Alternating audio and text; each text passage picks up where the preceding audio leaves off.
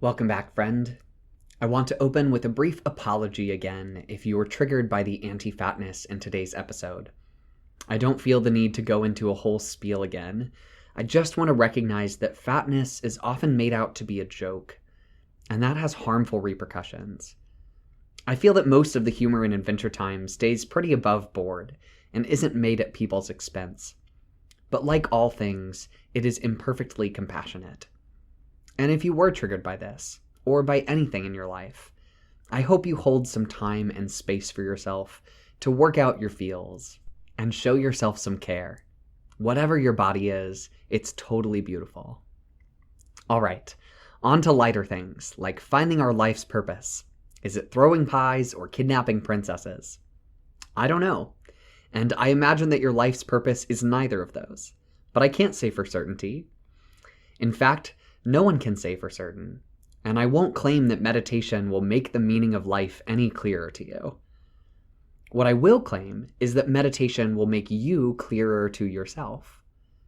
You will learn to increasingly recognize your constantly changing body and patterns of thought, and strengths and triggers and all of the things that you identify as yourself.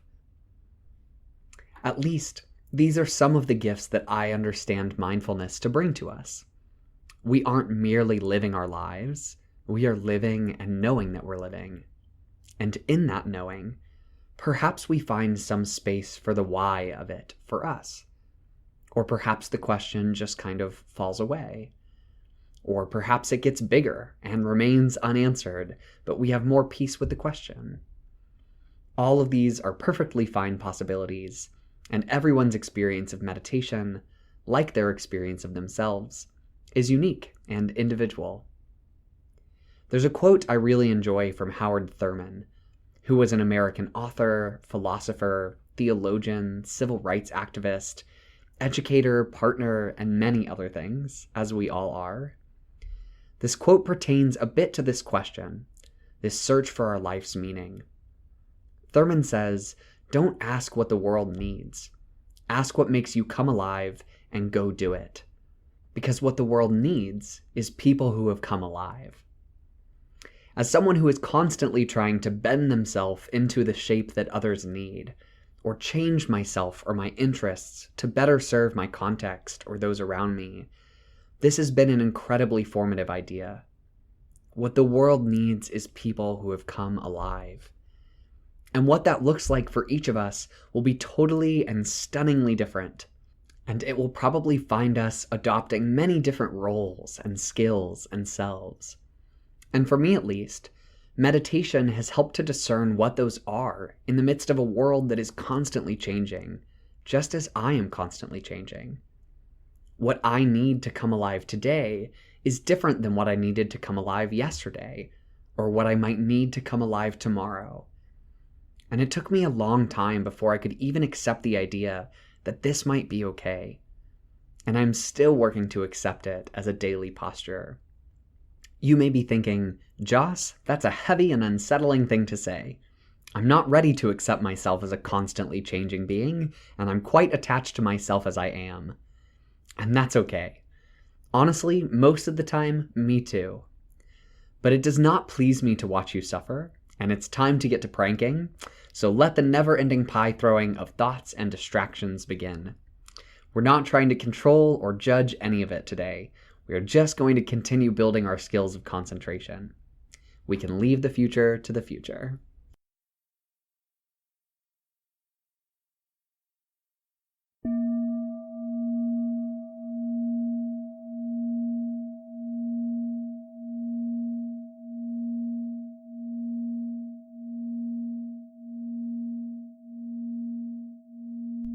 Okay, let's start by settling into the body posture, that balance of alert and relaxed.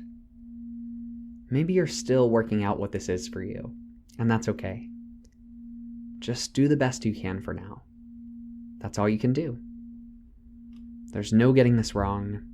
If you're too alert and you stay totally distracted this whole time, that's fine. And if you slip off into deep relaxation, even sleep, that's also totally fine. Your body is trustworthy, And sometimes it will be easier to find balance than others. Just do the best you can with where you are, and then let that be enough. Your eyes can be open or closed, but if they're open, let them be just slightly open. Pick a point that's relaxing for your eyes, and then let your gaze go. Take a couple deep breaths as you arrive in this moment, in this space, in this body. Notice your posture. Sit and know you're sitting. Lie down and know you're lying down. A few more deep breaths. On the inhale, you can invite a bit more alertness, feeling the air rush in, feeling your body energized with breath. On the exhale, that's the settling motion. Let your body relax, unclench. Soften your face, your jaw, the muscles around your eyes, your shoulders, your neck, anywhere else you can sense tension. Just let it melt back into the ground. If you notice tension that won't relax, that's okay too. You don't have to force it. Even noticing it is a gift to your body, an act of care. Now from this place, wherever you are, bring your attention to your object of focus. I'll be working with the breath in these instructions, but you can use sounds or touch points or any other body sensation. Adapt my instructions as well as you can, but don't stress about whether you're doing it right. There is no right. We're just paying attention to our bodies. So bring your attention to your object of focus and see where you feel it most strongly. Maybe at your nostrils, maybe at your chest or shoulders, maybe deep in your belly. Maybe this is a different place than you've been feeling it. That's okay. Or maybe you're feeling it all over. That's okay too. Just pick a place where you can feel the sensation, simple and steady, and invite your attention to gather there as much as it will. You can even imagine your attention as a bit of light or a sphere or something. It usually lives in our heads, sometimes right behind the eyes. But just visualize that sense, whatever you imagine your attention might look like, just coming to rest on whatever part of your body you're paying attention to. You've brought your attention here, and now you're just letting it hang out. Of course, it will wander, and that's okay. When you notice it's wandered, let go as gently as you can and bring it back.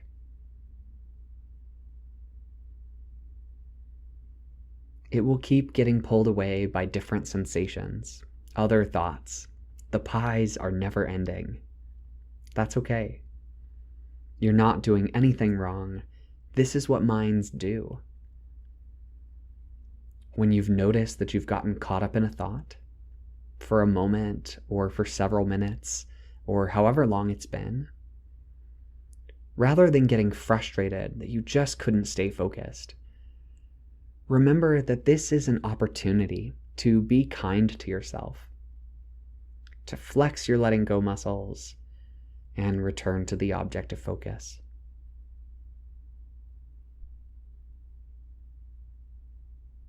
Staying focused is not about forcing your mind to stay put. It's actually about this ability to let go of what has distracted it, over and over and over. Letting go and coming back. This is focus.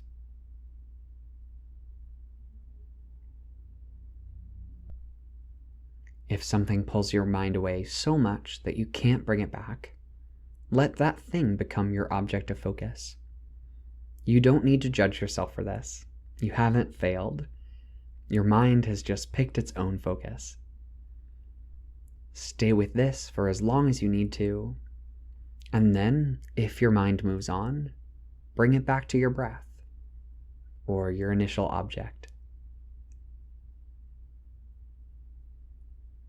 This can feel overwhelming or painstakingly simple, sometimes both. We can strengthen this anchor by introducing some numbers in your head for support. Inhale, exhale, 1. Inhale, exhale, 2. These numbers come in the spaces between each breath. That moment of stillness at the end of your exhale and the beginning of your next inhale. These numbers can help support your concentration.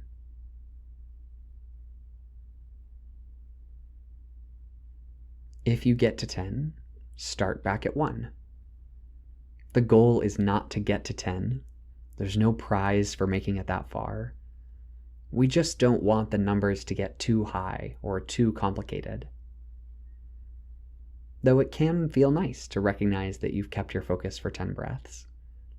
And it's okay if you still feel a bit of that yippee feeling. It's just important that you don't feel down or bad about yourself if you don't make it to 10 and you become distracted. You're more likely to make it to 10 by relaxing, by not getting uptight, by continually letting go.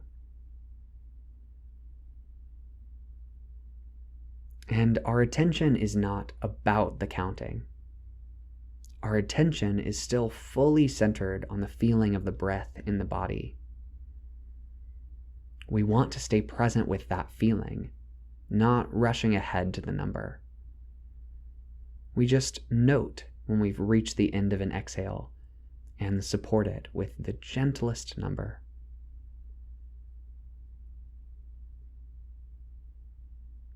If you notice your attention has wandered, that's okay. It doesn't matter if you have to start over thousands of times. This is the practice. Just when you notice your mind has wandered, invite it back. Inhale, exhale, and begin again at 1. If your attention gets only slightly pulled away, you get a bit caught in thought, but you're still paying attention to the breath.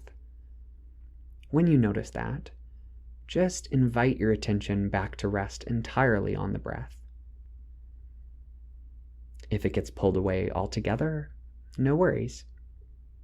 When you notice it's drifted, invite it back. Start again at 1.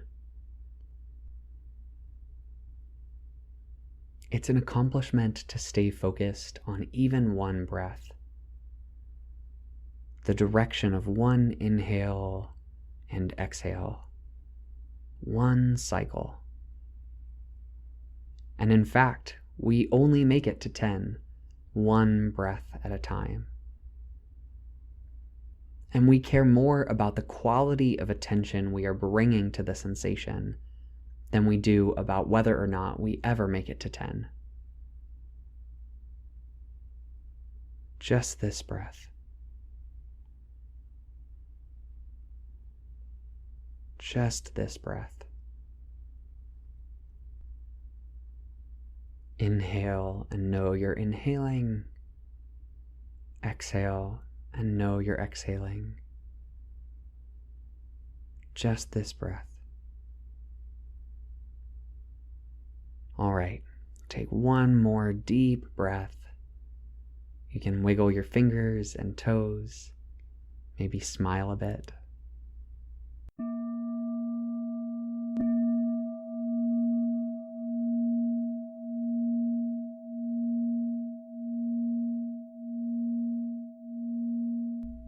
Great, that's it.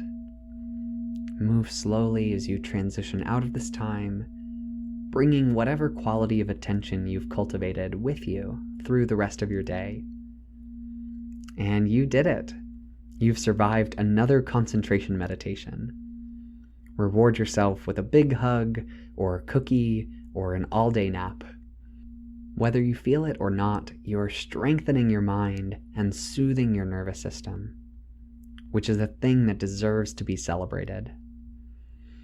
All right, adventurer, good luck out there, and I look forward to being with you next time.